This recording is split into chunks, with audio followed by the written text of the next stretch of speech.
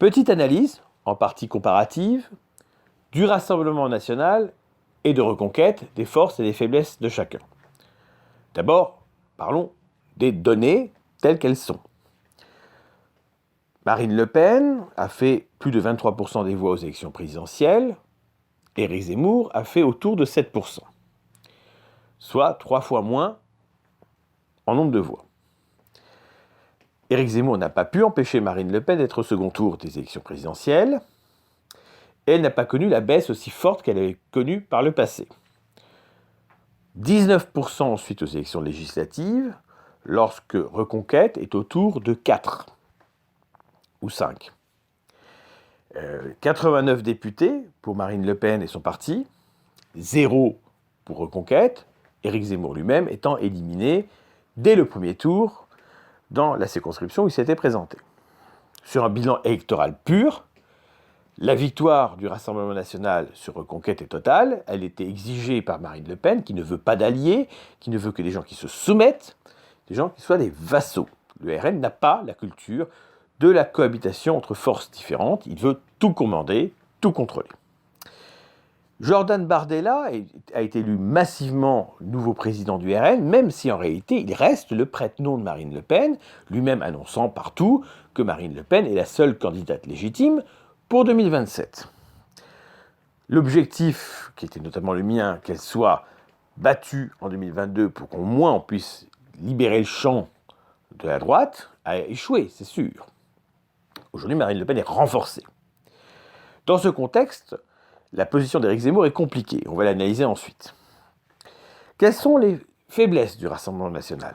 D'abord, effectivement, le lepénisme, qui est toujours présent, même s'il est caché. Marine Le Pen est celle qui dirige en réalité le RN, c'est celle qui dirige le groupe parlementaire à l'Assemblée. Bardella peut bien être président. Dans les faits, Marine Le Pen est celle qui dirige, et c'est elle qui a choisi qui allait lui succéder d'ailleurs. Bardella a une certaine légitimité esthétique et, on va dire, politique. Il a été élu massivement, mais n'empêche que, si Marine Le Pen avait été candidate, elle aurait été réélue avec un score soviétique. Alors, les faiblesses du RN, d'abord, c'est le grand renoncement idéologique sur tous les thèmes. Marine Le Pen ne veut quasiment plus parler d'immigration. Bardella est encore en train de défendre Mayotte et Marine Le Pen l'outre-mer. Donc un antiracisme de droite obsessionnel. Une sanction implicite contre Grégoire de Fournas, par exemple, parce qu'il avait dit quelque chose de pourtant assez juste, même s'il avait peut-être mal dit, et peut-être pas au bon moment. Et il a perdu la possibilité d'être au Conseil national, etc. Certes, le clan des nains Beaumont a été lâché, clairement par Marine Le Pen, puisque Bardella n'aurait jamais pu s'opposer à eux explicitement sans l'accord de Marine Le Pen. Et puis, évidemment, les dérives qu'on connaît de ce parti, son incapacité à garder les intellectuels, même pour des raisons qui se débattent, départ d'Hervé Juvin parce qu'il a été condamné pour des affaires personnelles, graves certes, et d'autres. Et tout cela le fragilise complètement. C'est un parti qui n'est plus un parti de militants au sens fort, c'est un parti qui effectivement devient un parti du système, institutionnalisé avec les forces et les faiblesses que ça implique, et qui vit surtout d'une image fausse qu'il a héritée, c'est-à-dire d'être le parti de l'anti-migration, parce qu'il y a l'étiquette Le Pen. D'ailleurs, Jérôme Sainte-Marie, dans Causeur, le dit et abandonné dans le numéro de ce mois-ci. Marine Le Pen n'a pas besoin de parler de ce sujet, son nom suffit à évoquer l'affaire. Donc, c'est là qu'est le malentendu, c'est-à-dire qu'en réalité, il y a, y compris aux yeux des cadres et des militants, il y a une tromperie sur la marchandise. Et donc ce grand renoncement, ça amène Marine Le Pen récemment à demander même à ce que le droit d'avorter soit dans la Constitution. Elle veut également, là récemment, mettre dans la Constitution le refus du communautarisme, alors qu'en réalité, ce n'est pas la question, c'est qu'il faut que la communauté historique soit réhabilitée dans tout son rôle, et qu'elle redevienne le pivot de tout. C'est pas supprimer les communautés, ce qui ne marchera pas, c'est restaurer le rôle prépondérant d'une communauté, en particulier la nôtre. Et ça, Marine Le Pen est tout à fait faux. Donc, là-dessus, sur toutes ces ambiguïtés sur l'islam, toutes ces ambiguïtés sur beaucoup de sujets, on voit bien qu'elle a tout abandonné, et ça ne suffit pas pour autant pour être dédiabolisée, en tout cas aux yeux de la gauche et autres. Lorsque Marine Le Pen a voulu que le RN ait la commission parlementaire sur Israël, ça lui a été refusé. Au début, ça a été accepté, puis tollé médiatique, et ensuite ça lui a été retiré. On voit bien que le RN est ostracisé, bien sûr, par la France insoumise, qui attaque en permanence, alors que pourtant Marine Le Pen a vidé son projet de tout ce qui était aspérité, pouvant déranger tous ces gens-là. Voilà. Marine Le Pen, c'est un discours même pas de droite, on va dire. Donc ça, ce sont les faiblesses. Alors, dans ce contexte-là, reconquête. Les résultats électoraux n'ont pas été à la hauteur des espérances. Pour un parti naissant, c'est pas mal. Mais pour un parti qui espérait tant, c'est décevant. Et on a le sentiment, un des points faibles de Reconquête, c'est d'Éric Zemmour, c'est l'absence de remise en question. C'est nous avons échoué, de fait, continuons dans le même sens. Non, il y a des interrogations à se faire. Il faut accepter l'autocritique. Elle a été faite que très imparfaitement. Et puis, il y a un problème de démocratie interne. Est-ce que les gens qui sont mis à la tête du parti, au-delà d'Éric Zemmour, sont légitimes? Il y a ce triumvirat, B, Pelletier, Marion Maréchal. Ils ont des qualités, mais est-ce que c'est si cohérent? Je trouve que pour un parti qui revendique 130 000 adhérents, l'organigramme est très réduit. Beaucoup trop. C'est pas crédible. Ça manque également d'intellectuels, malgré tout. Il y en a quelques-uns, il y a eu des soutiens, mais voilà. On sait que beaucoup de gens du mouvement identitaire de nouvelle droite sont rentrés au sein de Reconquête, c'est une bonne chose. Mais est-ce qu'ils ont une influence réelle sur la ligne? Ou est-ce qu'ils sont des soutiens, mais, entre guillemets, doivent jouer profil bas? Le rôle de Sarah Knafo n'est-il pas excessif, compte tenu du fait qu'on ne la voit rien faire? Là aussi, c'est le fait du prince. Et là, ça rappelle plutôt le FN de Jean-Marie Le Pen. C'est pas bon. Une clarification aurait été nécessaire. Elle ne l'est pas.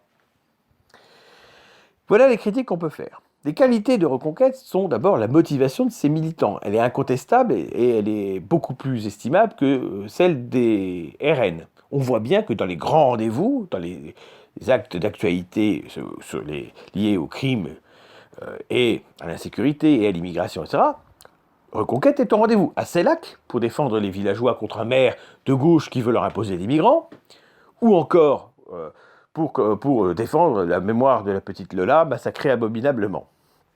Le RN est totalement absent.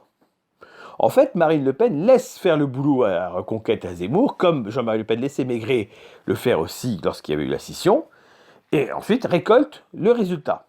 Donc malheureusement, pour le moment, comme Maigret pour Le Pen en 2002, le travail qui est fait par les équipes de Reconquête et de Zemmour est pris comme bénéfice pour Marine Le Pen, alors qu'elle ne fait rien et qu'elle devrait être sanctionnée pour cela. Seulement, les lecteurs ne voient pas cela. Quand on analyse, on sait qui pense mieux que l'autre. Mais quand on constate les résultats, on voit que non. Voilà. Beaucoup de gens en 2022 voulaient voter Éric Zemmour. Il y a une vraie dynamique. Des sondages l'ont attesté. Il atteint jusqu'à presque 19% des intentions de vote.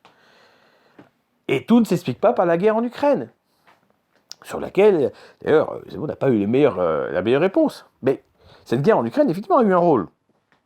Ça a accompagné le tassement, le reflux, on va dire. Mais ce n'est pas la cause principale.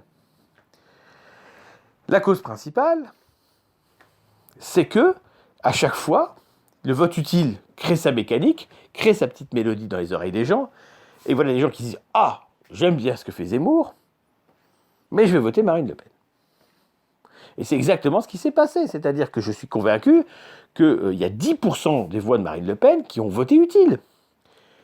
Et si on regarde le résultat, évidemment, on va nous dire, regardez, si Zemmour avait fait plus, Marine Le Pen était battue par Mélenchon, c'est Mélenchon qui était au second tour. Or, factuellement, c'est exact. Beaucoup de gens ont fait ce raisonnement. Et donc, les gens qui ont voté Marine Le Pen, même s'ils avaient voulu voter Zemmour, n'ont pas de repentir.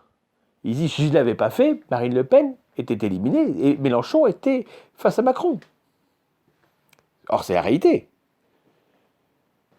Donc, le problème là-dessus est très difficile à opposer. Donc, les gens apprécient ce que fait Zemmour. Ils le reconnaissent, le fait d'être courageux. Mais, pour le moment, ça ne paie pas. Pour le moment, Le travail qui est fait par le camp national et identitaire en dehors du RN ne sert que le RN. C'est triste, mais c'est la réalité. Et s'il y avait demain des élections législatives anticipées, le RN aurait plus de députés et Reconquête ferait moins de voix. Alors que c'est un parti qui est réellement dynamique et qui a des vraies qualités. Qu'est-ce que Zemmour pourrait faire pour sortir de cette ornière ?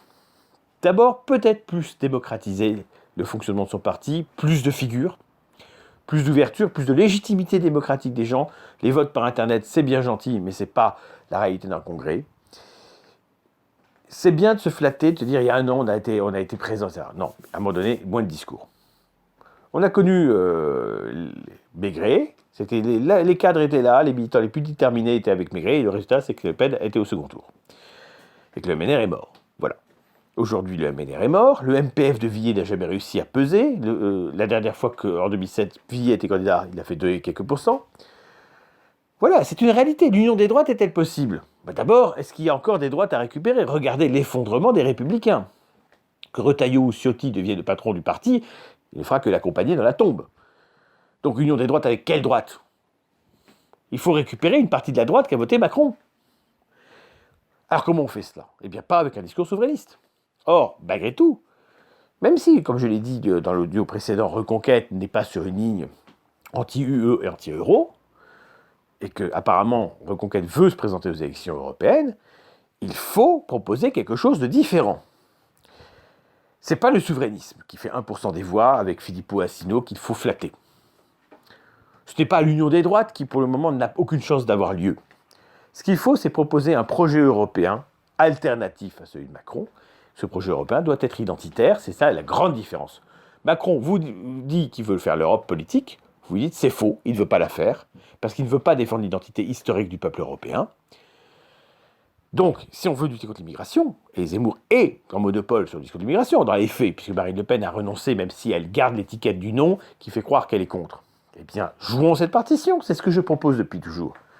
Une ligne pro-européenne, pro-identitaire. Ainsi, on attaque Macron sur l'Europe et on attaque Marine Le Pen sur l'identité, ça s'appelle la triangulation.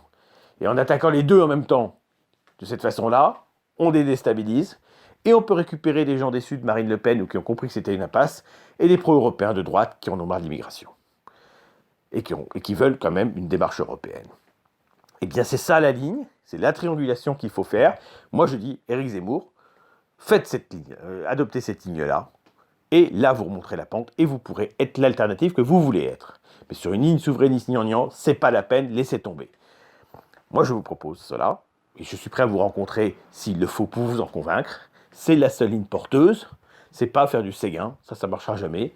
Et faire du Maigret bis, ça amènera au résultat de Maigret, malheureusement, c'est-à-dire l'échec. Non, il faut se réinventer, parce que ça ne marche pas tel que c'est aujourd'hui, et ça ne peut pas marcher, parce que c'est structurel. Le RN est en monopole sur ces thématiques aujourd'hui, même s'il ne fait rien contre. Et même si vous êtes efficace et actif sur le terrain, eh bien votre travail, c'est lui qui le récupère.